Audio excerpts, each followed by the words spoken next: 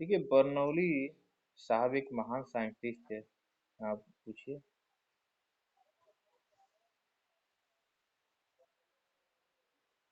हाँ जी।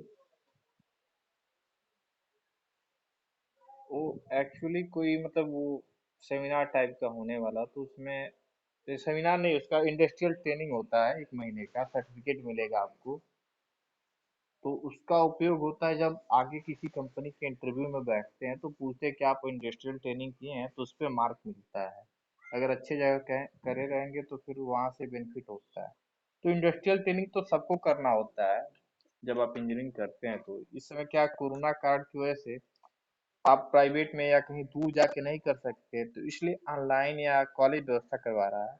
तो इसको जरूर ज्वाइन करिएगा सभी लोग, क्योंकि आपके पास एक सर्टिफिकेट रहेगा कि मैं इंडस्ट्री में ट्रेनिंग यानी इंडस्ट्री में जाके घूमा हूँ, चीज़ों को सीखा हूँ। 1 महीने की ट्रेनिंग होती है। मैं गोरखपुर रेलवे में ट्रेनिंग किया था 1 महीने के लिए। तो आप लोग भी गोरखपुर रेलवे में कर सकते हैं, लेकिन दिक्कत क्या है, इस समय ऑनलाइन ऑफलाइन चलेगी नहीं ट्रेनिंग। ऑनलाइन का करना पड़ेगा कहीं ना कहीं से व्यवस्था। तो आप जहाँ से भी अच्छे, जितनी अच्छी कंपनी से ट्रेनिंग करेंगे उतना अच्छा मतलब रहेगा आप लोगों के लिए।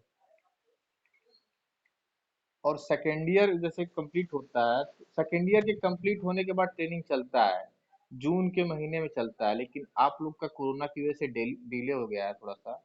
तो इस समय आपको क्या कर रहे हैं, कॉलेज प्रोवाइड करेगा कि आप यहीं से बैठ के ट्रेनिंग कर ले, घर से या कहीं से भी हो। वहाँ आप जाएंगे जब ज्वाइन करेंगे हो, तो वहाँ से पता चलेगा, क्योंकि मेरे पास इंफॉर्मेशन आया था, मैं आपको भेज दिया था उसमें।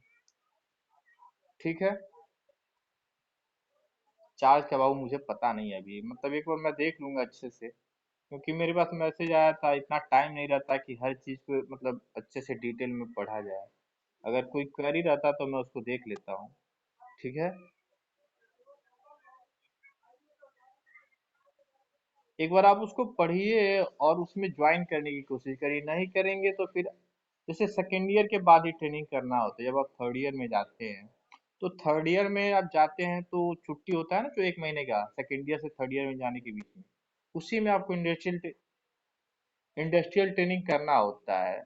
तो पहले ये छुट्टी जून के महीने में हुआ करती थी, लेकिन दिक्कत क्या हुई, कोरोना की वजह से आपका जून पूरा एक क्लास में चला जाएगा। लेकिन कॉलेज क्या कर रहा है, अलग से व्यवस्था करके वो आपको ट्रेनिंग दे रहा है।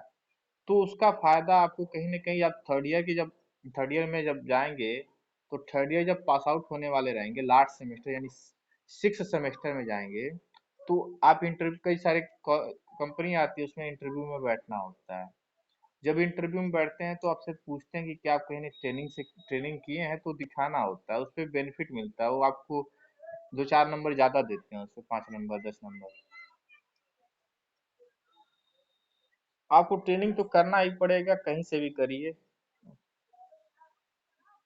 ठीक है। इसके लिए आप एचओडी सर से भी मिल सकते हैं, या मैं एक बार पूछ के बता दूंगा। ठीक है। तो देखिए, हम बर्नौली थ्योरम पढ़ रहे थे। बर्नौली थ्योरम क्या था?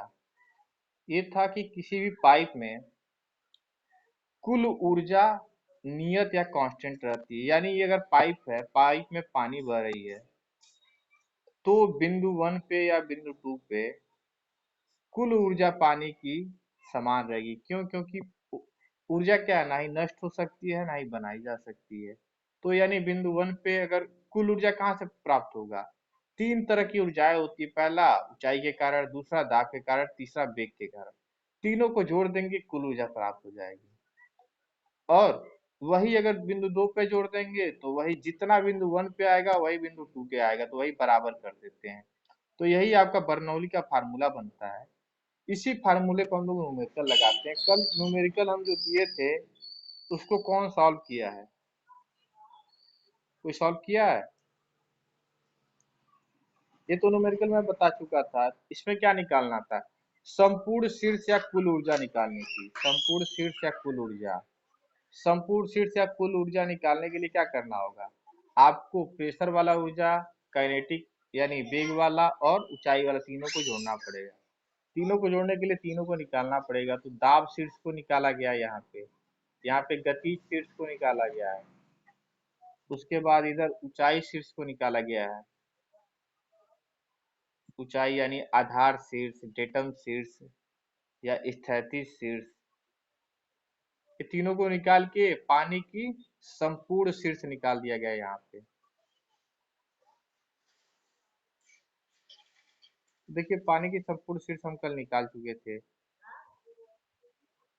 इसके बाद हम आगे ये न्यूमेरिकल आप लोग से बोले थे कि स्क्रीनशॉट ले लीजिए और इसको कल हम लोग पढ़ेंगे। तो कोई इसको सॉल्व करने की कोशिश किया?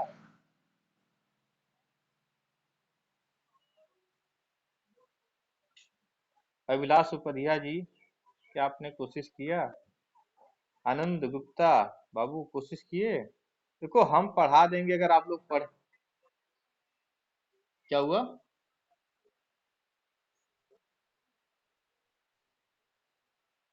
देखिए बाबू, जब तक आप लोग खुद को पढ़ेंगे नहीं, हमारे पढ़ाने से कुछ नहीं होगा।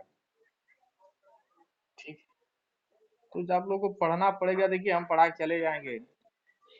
पेपर आपको देना है, आप समझिए या ना समझिए, पेपर तो आपको देना ही है। तो या तो रट्टा मार के दीजिए या तो समझ के दीजिए। कोशिश करिए कि समझ के फिर उसको याद करके फिर पेपर लिखा जाए।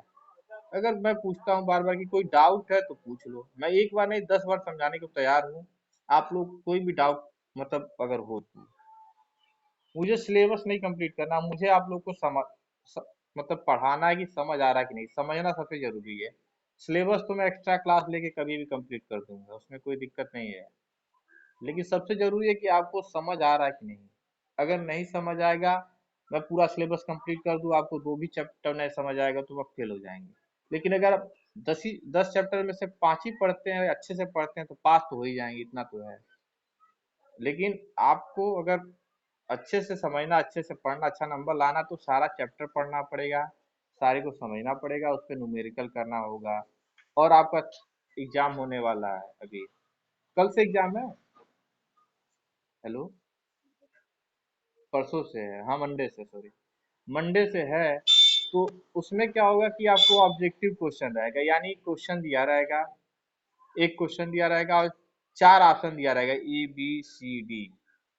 तो आपके सामने आंसर रहेगा, एक बार आप पढ़े रहेंगे ना, तो आपको लगेगा कि यही होना चाहिए, तो ये मार देंगे। लेकिन आप पढ़े ही नहीं रहेंगे, सुने ही नहीं रहेंगे, तो उसको आप सॉल्व नहीं कर पाएंगे। क्या हुआ? हाँ सब। हाँ हाँ, सारा सब, जैसे मैं जितना मुझे पता है, जितना भी पेपर होगा सारा ऑब्जेक्टिव होगा। ठीक है, तो मैं भी लगभग 25 क्वेश्चन या 20-25 क्वेश्चन देने वाला हूँ। उसमें 1 घंटे का टाइम रहेगा, ऑब्जेक्टिव रहेगा। क्वेश्चन पढ़ना है, टिक मार देना है, एक आध दो चार न्यूमेरिकल रहेगा जिससे कि वो 2 नंबर का रहेगा। तो उसको आपको थोड़ा छोटा छोटा न्यूमेरिकल रहेगा, करना रहेगा। जैसे कि अभी ये पीछे आप न्यूमेरिकल जो किए, छोटा सा ही था दाब शीर्ष निकालने वाला, तो ये भी 2 नंबर में आ सकता है। कुल शीर्ष निकालिए, संपूर्ण शीर्ष या टोटल हेड पानी का क्या होता है, ये निकालने के लिए आ सकता है 2 नंबर में। ऐसे ही प्रेशर निकालने के लिए। क्या हुआ बाबू?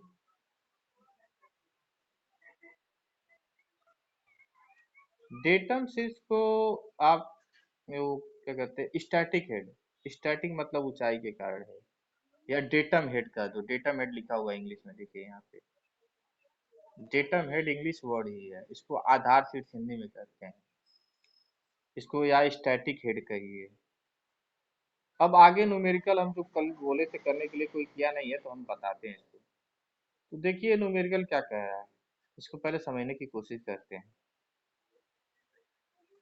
इसमें कह रहा है कि एक पाइप है, उसमें पानी नीचे से थोड़ा सा ऊपर की तिरछा है, ऐसे तिरछा पाइप है, और उसमें स्टार्टिंग का व्यास कुछ है और लास्ट का व्यास कुछ है, यानी डायमीटर दिया हुआ है।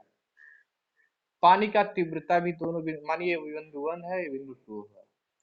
तो बिंदु 1 पर क्या है, प्रेशर दिया हुआ, प्रेशर यानी दाब दिया हुआ, दाब तीव्रता P1 और P2 दिया हुआ है। ठीक है।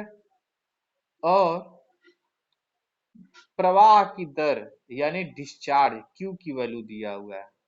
Q की वैल्यू दिया हुआ है 50 लीटर पर सेकेंड। ठीक है। और ए डायमीटर दिया, और डायमीटर दिया हुआ है, तो एरिया निकालेंगे कि नहीं निकाल लेंगे? अगर किसी पाइप का डायमीटर पता है, तो उसका एरिया निकाल लेंगे कि नहीं। अगर मानो यही सर्किल है, शायद सर्किल ही होता है पाइप का डायमीटर। इसका डायमीटर अब, हाँ इसका डायमीटर मुझे पता है, तो इसका एरिया निकाल लेंगे पाई बाई 4d² से। तो कहने का मतलब हमें पाइप का दोनों एरिया पता है, दोनों तरफ का दाब पता है, और डिस्चार्ज यानी क्यू की वैल्यू पता है। पूछ क्या रहा है, डेटम शीर्ष में अंतर, यानी पानी के पाइप की जो बिंदु 1 है बिंदु 2 है, उसके बीच की ऊंचाई कितनी है, दोनों के बीच की, यानी डेटम शीर्ष में अंतर। इसको करते हैं आगे हम सॉल्व। तो देखिए, ये आपका पाइप है, पाइप कैसे ऊपर की तरफ ऐसे जा रहा है, और हम ऊंचाई कहीं आधार से नापेंगे, जमीन से ही नापते हैं। तो वैसे ही यहाँ पे जो ऊंचाई है, आधार रेखा या जमीन मान लो, यहाँ से पाइप की ऊंचाई नापेंगे। और पाइप की ऊंचाई हमेशा सेंटर में नापते हैं, बीच में, यानी पाइप के बीचों बीच से नापते हैं। तो देखिए यहाँ पे Z1 है ऊंचाई और Z2। हमें निकालना क्या है, इन दोनों के बीच के ऊंचाई के अंतर, यानी Z2 माइनस Z1, यानी ये ऊंचाई ज्ञात करनी है। यानी बिंदु 1 और बिंदु 2 के बीच की ऊंचाई क्या है, यानी ये ऊंचाई लगभग मान लो, सीधी ऊंचाई नापना है।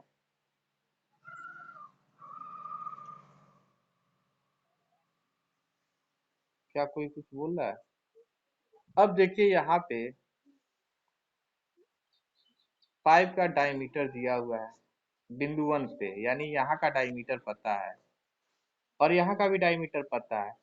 तो इन दोनों का एरिया हम निकालेंगे, क्यों पाइप सर्कुलर होता है, सर्कुलर होता है यानी उसका सर्किल का एरिया का फार्मूला लगाएंगे। और फार्मूला होता है A1 बराबर पाई बाई 4d², डी यानी डायमीटर। देखिए यहाँ पे जो भी दिया हुआ है सेंटीमीटर में दिया हुआ, देखिए यहाँ पे जो डायमीटर दिया हुआ है D1, वो 30 सेंटीमीटर दिया हुआ है। अब हम क्या है, यहाँ पे जो प्रेशर दिया रहेगा या जो निकालेंगे ऊंचाई, वो मीटर में निकालेंगे। तो हम सब कुछ एक डायमेंशन में कन्वर्ट कर लेते हैं, मतलब मीटर में, क्योंकि जनरली हम ऊंचाई मीटर में नापते हैं। तो सब जो यहाँ पे सेंटीमीटर, उसको मीटर में बदलेंगे। मीटर में बदलने के लिए क्या करेंगे, 100 से भाग देते हैं। सेंटीमीटर को मीटर में बदलने के लिए 100 से भाग देंगे। जैसे ही 100 से भाग देंगे तो 30 भागा 100 हो जाएगा 0.3, यानी 0.3 हो जाएगा। और D2 कितना है, 15 सेंटीमीटर, फिर 100 से भाग देंगे तो हो जाएगा 0.15 मीटर। अब हमें डायमीटर पता है मीटर में। अब फार्मूला रखेंगे pi by 4d², pi by 4d²। Diameter की जगह पे आपका जो डायमीटर है ये, और ये रख देंगे। आपका एरिया पता चल जाएगा। एरिया देखिए यहाँ पे A1 आ चुका है 0.0765। देख रहे हैं ये वाला एरिया। और A2 भी हमें पता चल गया है। A2 कितना है, A2 है 0.017666 मीटर स्क्वायर। एरिया का यूनिट क्या होता है, मीटर स्क्वायर। ठीक है। अब हमें प्रेशर पता है बिंदु 1 पे, यानी इस बिंदु का प्रेशर हमें पता है। प्रेशर दिया हुआ है न्यूमेरिकल में, न्यूमेरिकल में कितना दिया हुआ है, 29.43 न्यूटन पर सेंटीमीटर स्क्वायर, सेंटीमीटर स्क्वायर में दिया हुआ है। तो कल ही बताए थे कि न्यूटन पर सेंटीमीटर स्क्वायर है। अगर उसको मीटर स्क्वायर में बदलना है 10⁴ से, यानी 10⁴, यानी इससे मल्टीप्लाई कर देंगे।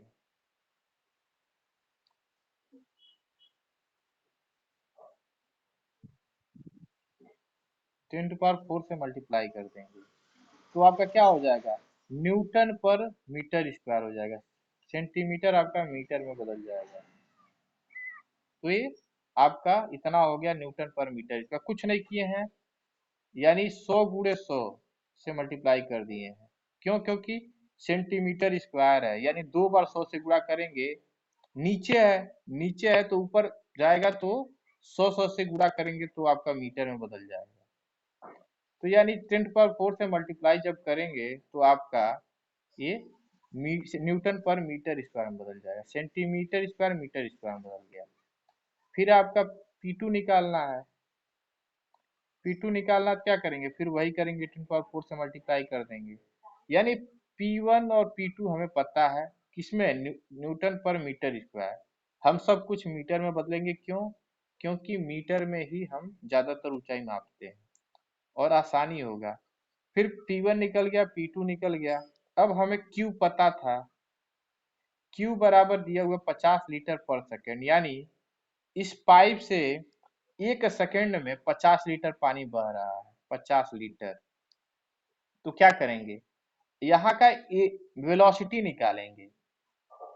क्यों, क्योंकि बर्नौली थ्योरम में वेलोसिटी भी हमें पता होगा, तभी हम बर्नौली थ्योरम लगा सकते हैं। तो यहाँ पे सबसे पहले क्यू दिया हुआ है 50 लीटर, लीटर में दिया हो, लेकिन हम इसको मीटर क्यूब में बदलेंगे। क्यों, क्योंकि हम सब कुछ यहाँ मीटर में ले रहे हैं। तो लीटर को जब भी मीटर क्यूब में बदलना होता है तो 1000 से भाग देंगे, 1000 से भाग देंगे तो 50 भागा 1000 आपका आ जाएगा 0.05 मीटर क्यूब पर सेकेंड। यानी क्यू की वैल्यू हमको मीटर क्यूब पर सेकेंड में आ गया। यानी हर जगह हम मीटर में बदलेंगे तभी सॉल्व कर पाएंगे। तो कुछ नहीं कर रहे हैं, बस मीटर में हर चीज को बदल रहे हैं। अब आपको अगर इसमें डाउट है तो एक बार पढ़ लीजिए कि मीटर बराबर कितना सेंटीमीटर होता है, लीटर को कैसे मीटर में बदलते हैं, ये सब चीजें आपको तो जानकारी होना चाहिए। तो देखिए, अगर लीटर को मीटर क्यूब में बदलना है तो इसको 1000 से भाग दे दीजिए, बस, कुछ नहीं करना। अब हमें निकालना है Z2 माइनस Z1। तो सबसे पहले हम क्या करेंगे, बर्नौली प्रमेय लगाएंगे, क्योंकि बर्नौली में ही Z1 माइनस Z2 पता निकलेगा। तो देखिए, बर्नौली समीकरण लगाएंगे। तो जैसे ही बर्नौली लगाएंगे, बर्नौली समीकरण से क्या होगा, बर्नौली बराबर होता है ये फार्मूला, ये सब बर्नौली होता है, यही तो बर्नौली होता है। अब हमें देखो यहाँ पे क्या क्या पता है, क्या क्या नहीं पता है। देखो यहाँ पे हमें प्रेशर पता है, पानी, पाइप में पानी बह रहा है, तो हमें रो वाटर भी पता है, यानी पानी का घनत्व भी पता है, यानी रो की वैल्यू पता है। जी की वैल्यू हमें पता ही रहती है हमेशा, 9.81 होता है। हमें वी की वैल्यू पता नहीं है, V1, यानी वेलोसिटी पता नहीं है। यहाँ पे Z1 और Z2 का अंतर निकालना है, तो Z1 को इधर ला देंगे, इधर तो निकल जाएगा Z2, इसको इधर लेते आएंगे। तो देखिए कैसे क्या करें, सबसे पहले क्या करते हैं, V1 और V2 की वैल्यू निकालते हैं। V1 और V2 की वैल्यू नहीं पता है। हम पढ़े थे कंटिन्यूटी इक्वेशन, कंटिन्यूटी समीकरण, कंटिन्यूटी कंटिन्यूटी समीकरण से, या सातत्व समीकरण। Q बराबर क्या होता है, A1 V1। Q डिस्चार्ज या रेट ऑफ फ्लो या प्रवाह की दर या विसर्जन, Q बराबर एरिया गुणे वेलोसिटी। अब हमें Q की वैल्यू पता है, Q की वैल्यू पता है, और A की वैल्यू पता है, V1 निकाल लेंगे। क्या करेंगे, V1 निकालना है तो A1 को नीचे भाग दे देंगे यहाँ पे। तो वही किया गया यहाँ पे, देखिए। तो यहाँ से क्या हो जाएगा, V1 बराबर Q1 अपान A1। Q की वैल्यू रख दीजिए, A की वैल्यू रख दीजिए A1 की, आपका V1 निकल जाएगा। V1 निकला है 0.7077 मीटर पर सेकेंड। और V2 की वैल्यू निकालना है तो कुछ मत करिए, Q का पता है, A2 से भाग दे दीजिए, यहाँ पे A1 के जगह A2 रख दीजिए। Q हमें पता है। देखिए Q की वैल्यू पूरे पाइप में एक ही रहती है, Q1 और Q2 दोनों सेम ही रहेगा। क्यों, क्योंकि जितना पानी अंदर जाएगा उतना ही बाहर निकलेगा। तो देखिए यहाँ भी Q2 की वैल्यू यही होगी, और एरिया A2 की वैल्यू, यानी लास्ट वाला A2 की वैल्यू निकाले थे, वही रख देंगे तो आपका V2 निकल जाएगा। तो V2 निकलेगा 2.83, यानी आपका वेग दोनों बिंदु पर निकल गया। अब हमें सब कुछ पता है। अब Z1 Z2 आराम से निकाल सकते हैं। देखिए, ये भी पता है, ये भी पता है, ये भी पता है, ये भी पता है। और हमें क्या निकालना है? Z1 minus Z2। तो Z1 को इधर लेते चले जाइए बस, बाकी वैल्यू रख देंगे। तो यही करेंगे अभी आगे हम।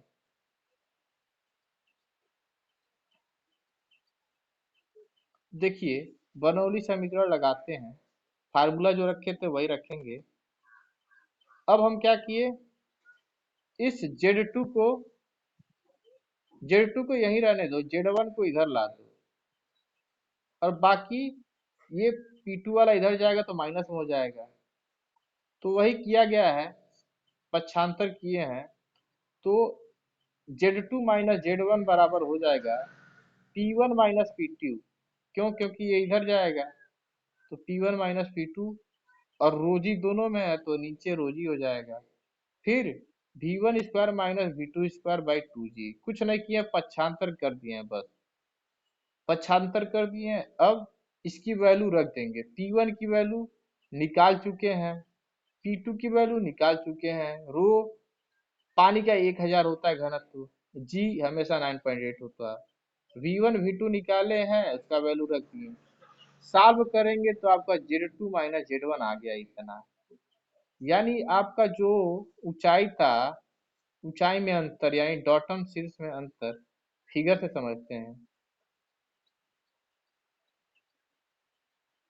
ये Z1 और Z2, इन दोनों के बीच में जो ऊंचाई है ये वाली, वही होगी Z2 माइनस Z1। इसी की वैल्यू हमें निकालना था, जो हम निकाल लिए। ठीक है, किसी को कोई डाउट? किसी को कोई डाउट है प्लीज बता दीजिए। अगर डाउट नहीं है तो फिर आगे बढ़ते हैं। देखिए, हम बर्नौली के समीकरण पढ़ चुके हैं, बर्नौली का प्रमेय क्या था उसको सिद्ध कर चुके हैं, उस पे न्यूमेरिकल कर लिए हैं। अब उसका उपयोग कहाँ, बर्नौली आखिर पढ़े तो उसका उपयोग कहाँ है? तो बर्नौली का उपयोग पढ़ना है, practical application of Bernoulli theorem. तो देखिए, इसका उपयोग होता है जो हम अभी न्यूमेरिकल सॉल्व कर रहे थे किसी पाइप में या खुली नाली में या कहीं स्वतंत्र जेट में। उस न्यूमेरिकल को सॉल्व करने के लिए हमें बर्नौली समीकरण का उपयोग किए हैं कि नहीं? पिछले समीकरण में किए हैं। पिछला जो न्यूमेरिकल था उसमें भी बर्नौली का प्रमेय किए हैं।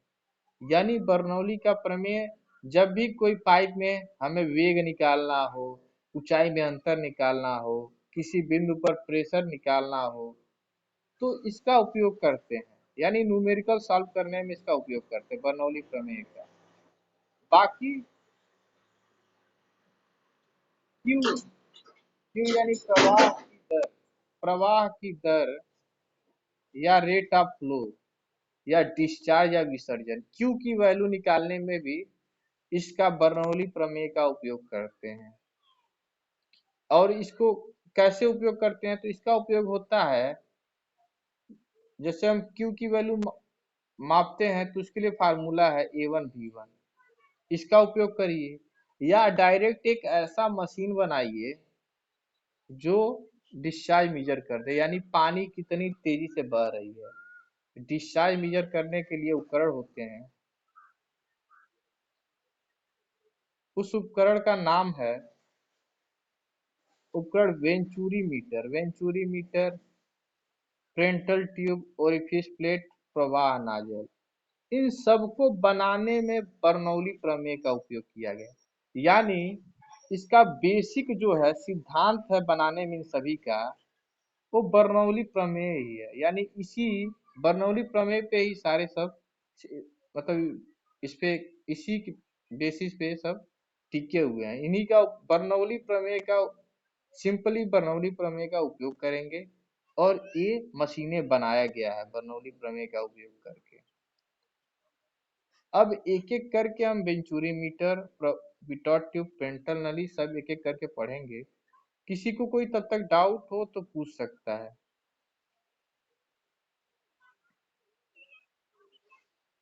किसी को कोई डाउट है?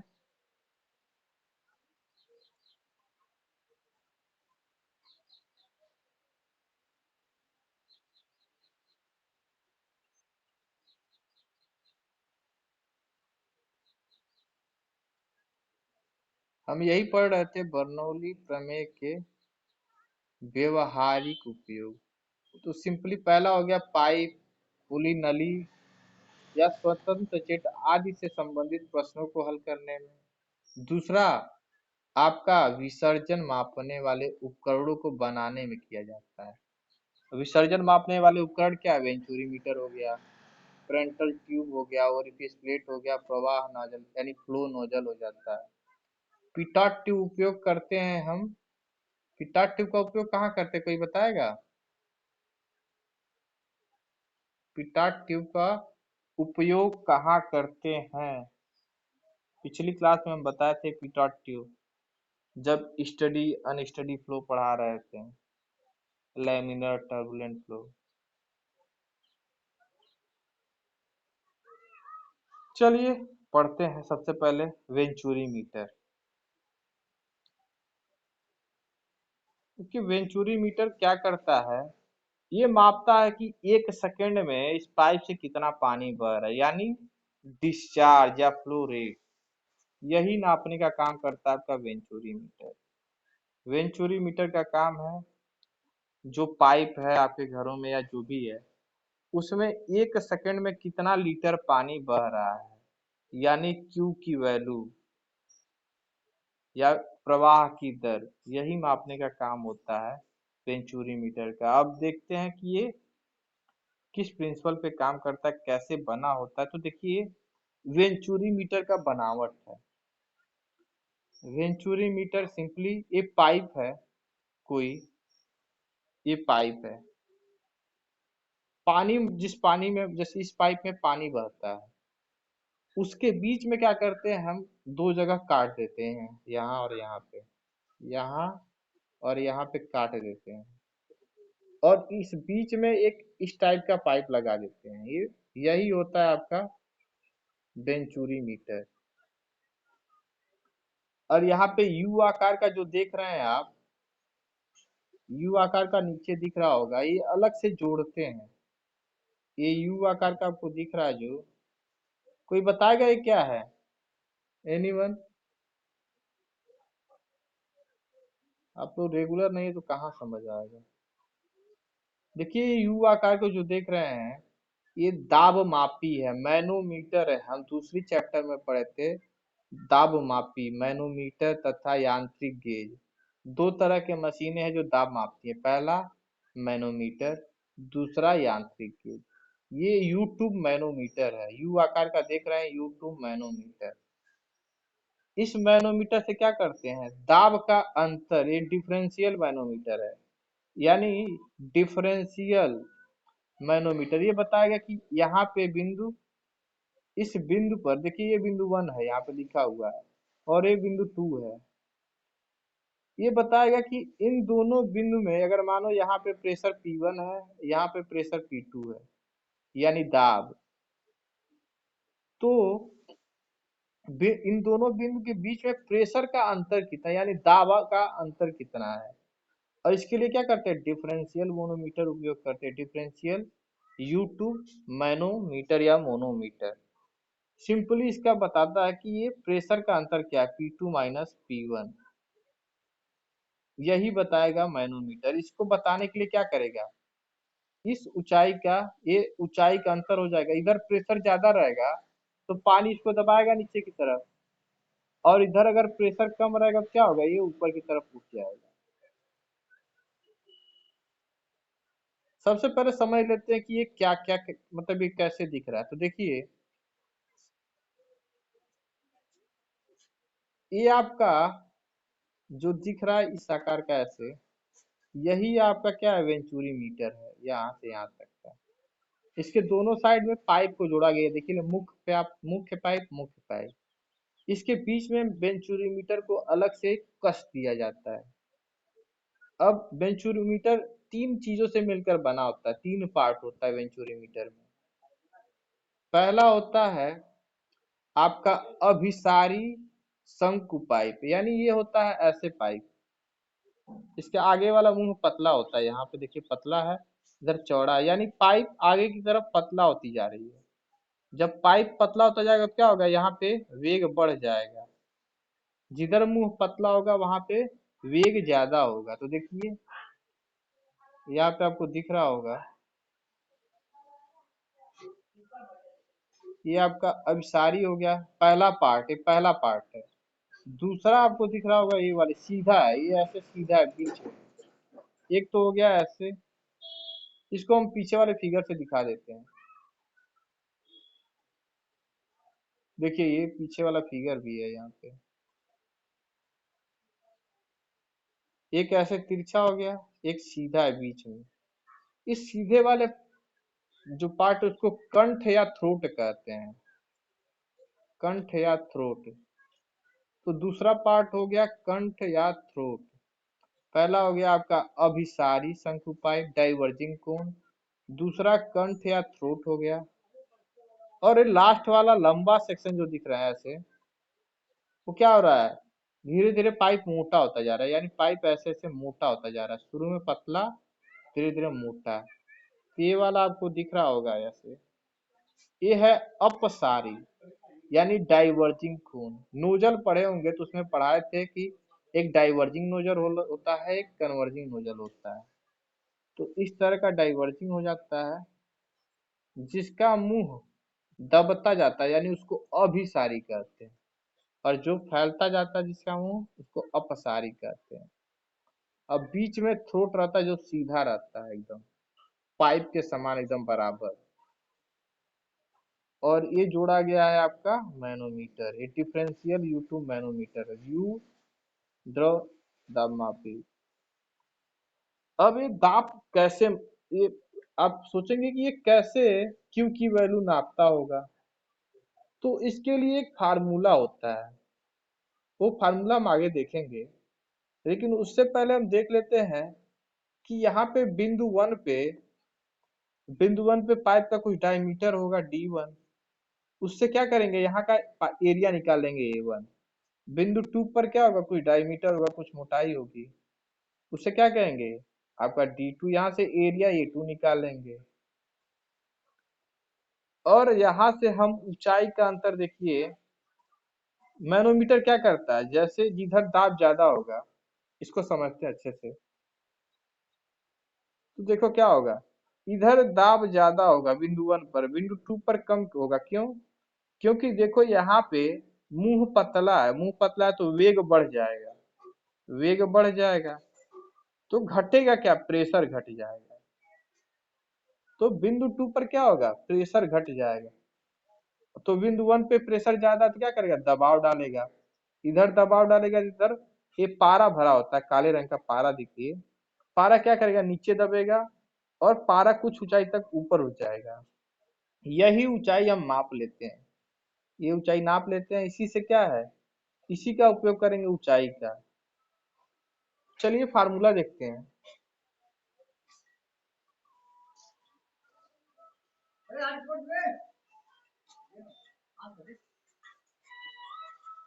हेलो, देखिए ये पहला हो गया अभिसारी संकर नली, दूसरा हो गया कंठ, तीसरा हो गया अपसारी। यानी आपके वेंचुरीमीटर में क्या होता है, तीन पार्ट होता है। अब इसका विसर्जन क्यू का फार्मूला होता है, यही फार्मूला क्यू का है। पहला है A1 इंटू A2, नीचे है करड़ी में ब्रैकेट में ऐसे करड़ी में A1 into A2। A1 A2 area है बिंदु वन और बिंदु टू पर। अभी हम जब पाइप देख रहे थे वेंचुरीमीटर, वहां पे क्या था, A1 और A2 निकालेंगे एरिया कैसे, डायमीटर पाइप का पता होता, माप लेते हैं। यही आपका A1 A2 है, यही यहाँ का बिंदु वन और बिंदु टू पर पाइप का एरिया A1 और ये A2 हो गया एरिया। और क्या क्या है,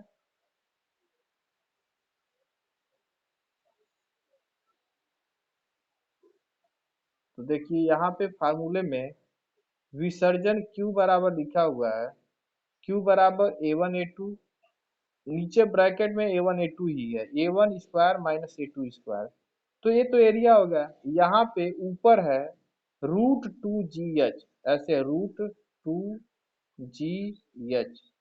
अब यच कहाँ से आया? यच वही है जो हम पारे के ऊंचाई के रिस्पेक्ट में निकाले थे ना ऊंचाई, वही ऊंचाई रख देंगे। यानी हमें सब कुछ पता चल गया, A1 पता चल गया, A2 पता चल गया, A1 A2 पता चल गया। जी की वैल्यू हमेशा 9.81 होता है, और एच हम मैनोमीटर का देख लेंगे ऊंचाई कितना है, पारा का ऊंचाई में कितना अंतर है, तो वहां से देख लेंगे पारा कितना ऊपर उठा है, एच भी पता चल गया। तो हम क्या कर सकते हैं आराम से, आपका डिस्चार्ज मतलब देख लेंगे कि पानी में कितना, पाइप में कितना पानी 1 सेकेंड में बह रहा है, यानी क्यू की वैल्यू निकाल सकते हैं।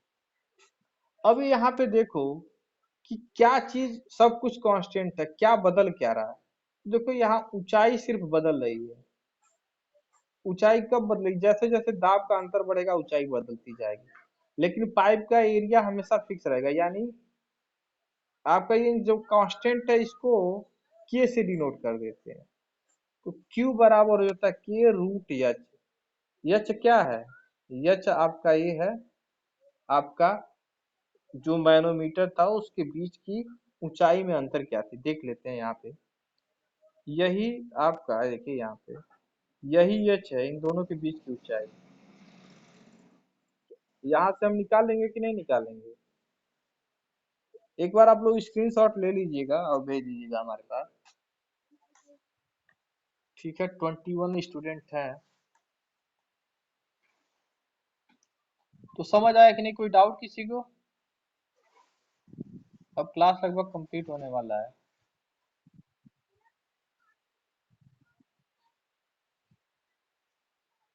अब आगे हम देखेंगे पिटॉट ट्यूब। ये आपका पिटॉट ट्यूब, जब आगे इसके बाद पढ़ेंगे पिटॉट ट्यूब।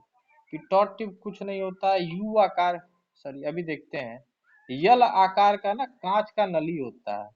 देखिए यहाँ पे दिखेगा, पिटॉट ट्यूब जो होता है आपका वो यल आकार का होता है। देखिए ऐसे, ऐसे उल्टा यल होता है, जैसे हमारी यल ऐसे होता है, तो ये उल्टा यल है ऐसे। इसका काम क्यों, इसका उपयोग क्या होता है? इसका उपयोग होता है आपका वेग मापने में। जैसे कि ये पानी जा रहा है, नदी में बह रहा है, तो हमें पता करना है कि इस नदी में वेग कितना है पानी का। तो कैसे निकालेंगे? उसके लिए पिटॉट ट्यूब का आविष्कार किया गया है। ये पिटॉट ट्यूब सिंपली यल आकार का बना होता है, और इससे आपका वेग पता चल जाता है। वेग पता करने के लिए कुछ नहीं करना है, इसको सीधे जो यल आकार का देख रहे हैं ना, इसको ले जाके नदी में डिबो देना है, नीचे वाला पार्ट। ये वाला पार्ट आपको पानी में डिबो देना है, और ये वाला हल्का सा ऊपर छोड़ देना है। जो पानी में देखिए नदी ही है, ये वाला जो काले रंग का दिख रहा है ये नदी का पानी है। अब इस पानी में क्या किए हैं, पिटॉट ट्यूब को लाके डिबो दिए। इस पिटॉट ट्यूब को इतना वाला डुबो दिए। अब एक करता क्या है, देखिए यहाँ पे